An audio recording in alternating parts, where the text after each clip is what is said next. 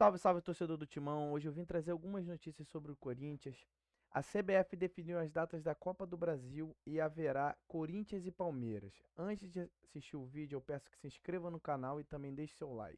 Da Copa do Brasil, tem derby, Corinthians e Palmeiras, Palmeiras e Corinthians pelo sorteio, pelo cruzamento através desse sorteio, mas o Campeonato Brasileiro recomeça antes disso.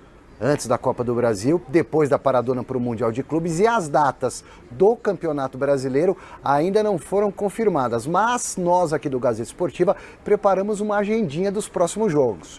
O Corinthians está de férias, se reapresenta dia 28 e deve voltar a campo no domingo do dia 13 de julho, 19 horas, Neoquímica Arena, partida contra o Red Bull Bragantino, data a ser confirmada pela CBF, data e horário. Mas é o Red Bull Bragantino, o primeiro jogo do Corinthians em casa, ok?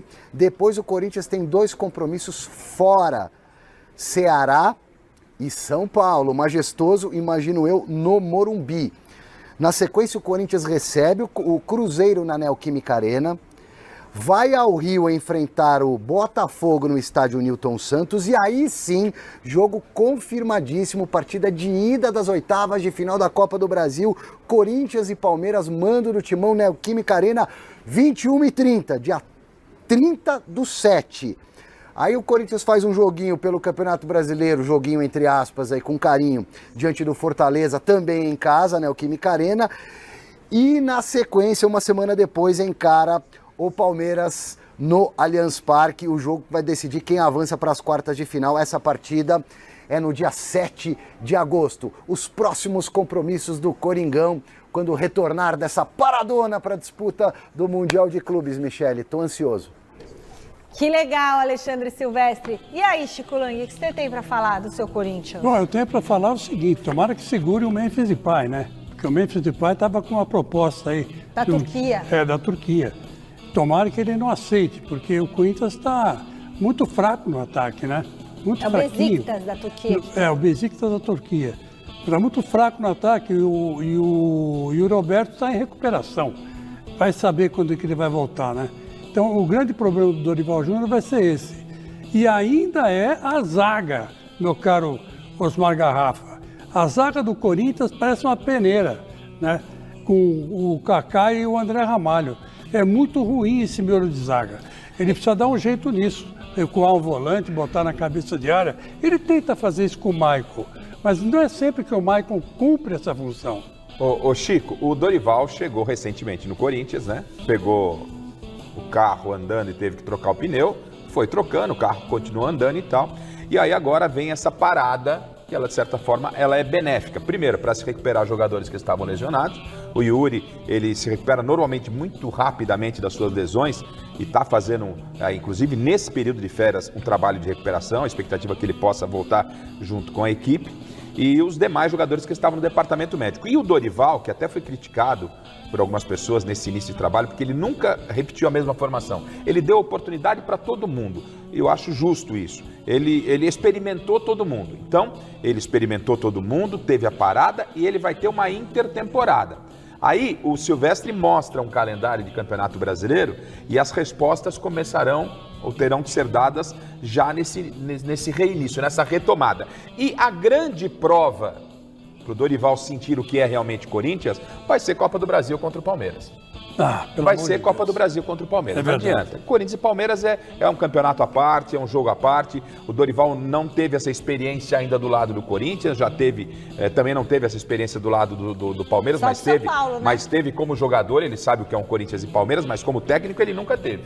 Então, tudo que ele vem a fazer, que ele fez até agora, que ele vem a fazer nessa retomada, tem que ser voltado para esse Corinthians e Palmeiras. Isso significa que, no caso do Corinthians eliminando o Palmeiras, ele vai ter a tranquilidade para seguir o trabalho. Se perde para o Palmeiras, você conhece muito mais o Corinthians que eu, o Corinthians, eu sempre digo, um espirro se transforma em pneumonia em segundos. E o Dorival, que se cubra. Aliás, pessoal de casa, tomem cuidado, que está dando muita... Enorme problema surge da época de Augusto Melo. Você sabia que o Corinthians prometeu comprar um meia atacante do Água Santa, de só 17 anos de idade, por 3,5 milhões de reais? Logo do Água Santa, clube de São Paulo sob enorme desconfiança e na mira da polícia há bastante tempo. Essa revelação foi feita por Igor Sverburuker. Esse cara é um empresário que surge no mundo corintiano assim que o Augusto toma posse. A gente descobre que o Igor, que é um empresário do ramo dos transportes, financiou parte da campanha do Augusto e a partir daí começou a receber uma série de contrapartidas. Na última partida do Corinthians contra o Grêmio no Campeonato Brasileiro, um dos vice-presidentes esteve no Rio Grande do Sul para acompanhar o time e foi conversar com o Igor. Trata-se do Armando Mendonça. Hoje o presidente é Osmar Stabile e o Armando Mendonça é o primeiro vice, alguém muito próximo do presidente. E com a autorização do Stabile, ele foi conversar com o Igor para entender um pouquinho dos negócios que eram feitos entre o Augusto e o Igor. Ninguém no Corinthians tinha muita noção do que estava rolando. O Igor afirmou que ainda tem mais de 4 milhões e 400 mil reais a receber do Timão e empréstimos que foram feitos para ajudar numa série de circunstâncias, como por exemplo na contratação de jogadores. O Igor também revelou que o meio atacante Luiz Fernando, de 17 anos de idade, vai custar ao Timão 3 milhões e meio de reais, negócio feito com Água Santa. É bem pouco comum que um jogador de apenas 17 anos de idade tenha um custo tão alto, especialmente por ser esse jogador alguém que está muito longe de brilhar. Por exemplo, no Sub-20 ele é muito mais reserva do que titular. Na atual temporada nem entrou em 2 dos últimos 4 jogos.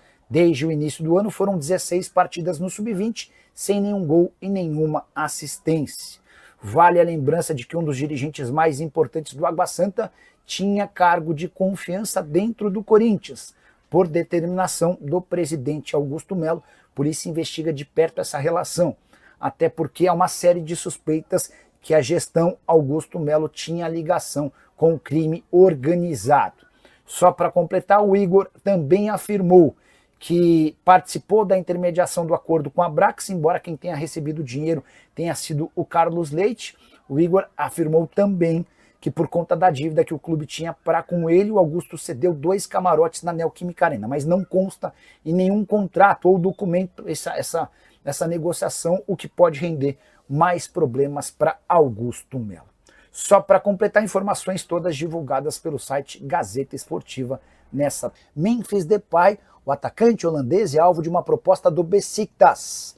Não só o técnico, como também jogadores do Besiktas têm entrado nesse processo de convencimento do Memphis para indicar que ele seria extremamente importante no Besiktas, que está em processo de reconstrução.